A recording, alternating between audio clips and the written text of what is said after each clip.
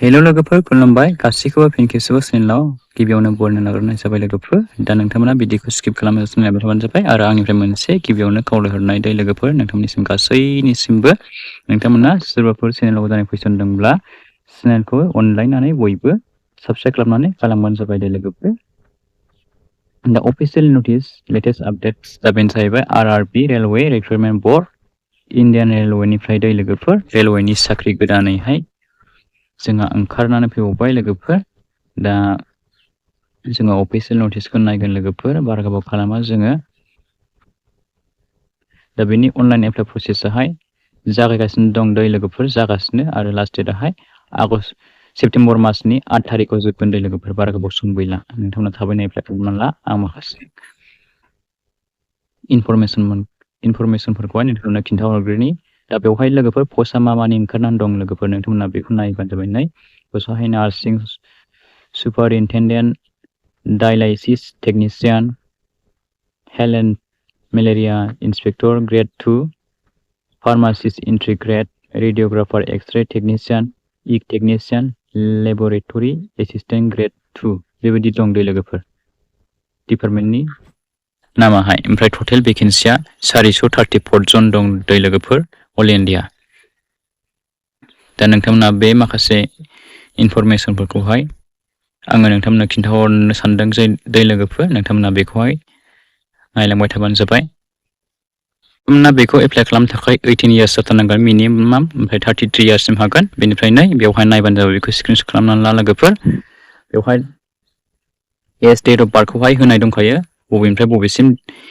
सनाव जन्म जानाया हागोन बेवहाय दंखाजोबो दै लोगोफोर नोंथांमोना बेखौ नायनानै लाबानो जाबाय ओमफ्राय एज रिलिजन थाखायो बेखौबो नोंथांमोना नायनानै लादो आरो बेजों लोगोसे नोंथांमोननि इडुकेसनेल क्वालिफिकेसन दा बेखौ नायदो नोंथांमोना नै लोगोफोर इडुकेसनेल क्वालिफिकेसनाहाय दा बेखौहाय नोंथांमोना ओरै जोबनायथिंजाय मोनगोन दा आङो नोंथांमोननो खिन्थाहरगोन जोबनायथिंजायहाय बेवहाय बुंदों लोगोफोर नोंथांमोननि अनलाइन एप्लाइ खालामनाय समावहाय नोंथांमोना 500 रुपिस पेमेन्ट खालामनांगोन होनदों लोगोफोर आदार्स केन्डिडेट्सफोरखौहाय बिनिफ्राय एससि एसटि एक्स सार्भिसमेन पिडब्लिउडि फेमेल आरो ट्रान्सजेन्डार माइन'रिटिस अर इक'नमिकेलि बेकवार्ड क्लासेस बेवहाय जायफोर केटेगरिफोरा गोग्लैयो बिथांमोना 250 नोंथांमोना पेमेन्ट खालामनांगोन ओमफ्राय नोंथांमोना सिबिटि एग्जामावहाय जायफोरा एग्जाम होयो नोंथांमोना अनलाइन टेस्टआवहाय दा नोंथांमोना अब्ला एग्जाम होयोब्ला नोंथांमोना बे फिसखौहाय नोंथांमोना मोननो हाबफिनगोन दै लोगोफोर रिफान्ड खालामफिनगोन जाहैबाय नोंथांमोननि अनलाइन एप्लाइ खालामनाय फिसखौहाय दा नोंथांमोननि एग्जामनि साबजेक्टफोरखौ नायदो नै प्रफेसनेलि एबिलिटि साबजेक्टनिफ्राय फैगोन general awareness general arithmetic general intelligence and reasoning general साइन्सनिफ्राय फैगोन दै लोगोफोर 100 मार्क्सनि 100टा कुइसन फैगोन बेनिफ्राय 100 मार्क्स नोंथांमोना मोनगोन मोनसे कुइसनावहाय 1 मार्कनि बेवहाय होनाय जागोन होनदों बेवहाय ओमफ्राय नेगेटिभ मार्किं दंबावोसो दै लोगोफोर नै 1/3 नो लोगोफोर नोंथांमोनाहाय मोनथाम हायाब्ला नोंथांनाव 1 मार्क दानाय जागोन दै लोगोफोर बेवहाय बुंदों नोंथांमोननि सिबिटि कम्पिउटार बेस्ड टेस्ट एग्जामिनेसनावहाय दा बेनिखायनो नोंथांमोना हायखौ जेब्लायबो नोंथांमोना लिरनो नाङा लोगोफोर नेगेटिभ मार्किं दंखायो बेवहाय दा बेवहाय लोगोफोर नोंथांमोननि एज लिमिट आरो इडुकेसनेल क्वालिफिकेसन बेवहाय नोंथांमोननि डिपार्टमेन्ट वाइज बेवहाय होनाय दं दै लोगोफोर नोंथांमोना बेखौहाय मोजाङै नायनानै लाबानो जाबाय लोगोफोर दा बेवहाय होनदों आं मोननैसो खिन्थाहरनि लोगोफोर नार्सिं सुपारिनटेन्डेन्टनि थाखाय नोंथांमोननि बैसो जानांगोननो लवार एजआवहाय 20 बोसोर जाथारनांगोन दै लोगोफोर अब्लासो हागोन नोंथांमोना 40 बोसोरसिम मोनगोन बेनिफ्राय लोगोफोर बेवहाय मा नांगोन लोगोफोर नोंथांमोननि फरायनायाहाय 3 इयार्स नोंथांमोना जेनेरेल नार्सिं आरो मिडवाइफ जानांगोन जायखिजाया नार्सिं स्कुलनिफ्राय इनस्टिटिउटनिफ्राय नङाब्ला नोंथांमोना बिएससि नार्सिं खालामनाय जानांगोन होननानै बेवहाय बिदों दै लोगोफोर ओमफ्राय डायलाइसिस टेक्निशियाननि थाखाय नोंथांमोननि बैसोआ 20 बोसोर जानांगोन ओमफ्राय 33 इयार्ससिमल' नोंथांमोना इलिजिबल जागोन लोगोफोर एप्लाइ खालामनो थाखाय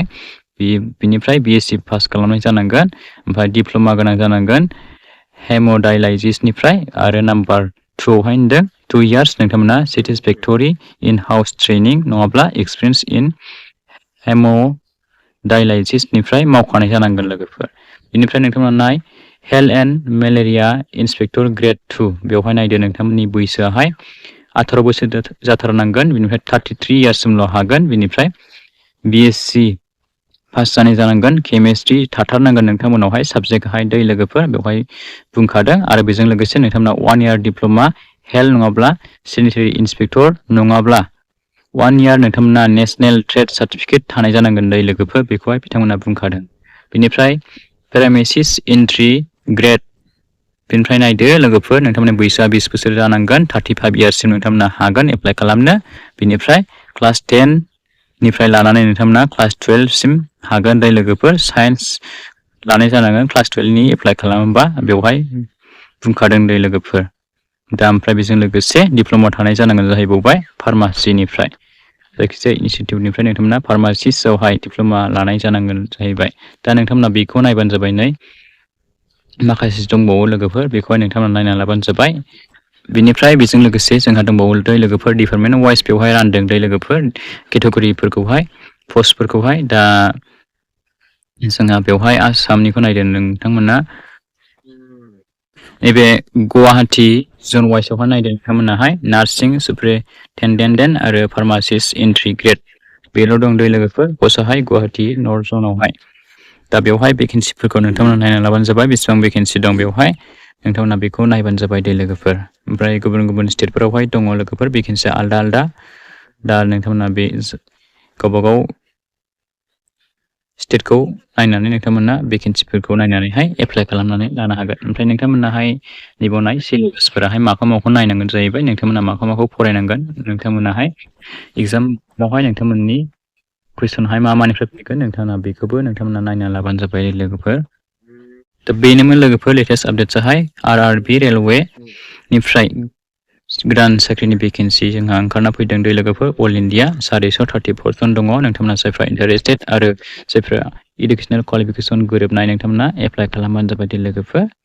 दा बेनोमोन लोगोफोर भिडिअआ एसेखिनियावनो दोनथ'नाय जाबाय दै लोगोफोर नोंथांमोना फिन खेबसेबाव आरोबाव गोदान भिडिअजों लोगोसे नेक्स्ट भिडिअआवहाय लोगो मोनगोन thank you for watching see you again bye bye and take care love you all